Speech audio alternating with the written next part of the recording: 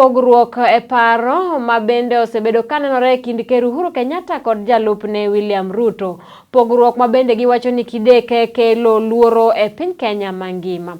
Ka giloso e romo mabende ne gibedo godo, jotend kanise go eko bende owuoyo e wacha mar golo sadaka e kanise, ka giwacho ni gin ok ginyal ng'eyo makare sadaka mabende josiasa tero e kanisa poni omenda makamago eko gin mag kuo kata mibadhi kata gin mago eko ma oyudi e yo makare. Wach mabende giduoko godo ker Uhuru Kenyatta mayande nonyiso kanise owek kao omenda mag kuo mitero negi e kanise kaka sadaka gi josiasa mapachuka.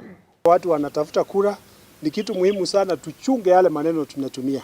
Ndiposa tusilete hate speech ama kukosekana kwa uwiano. We are deeply concerned the way the fallout between the president and his deputy is causing tension among the community. Viongozi wa makanisa kama wachungaji hatuna kipimo cha kupima sadaka haramu na sadaka halisi, na hatushangai wanasiasa wanapoongea hivyo.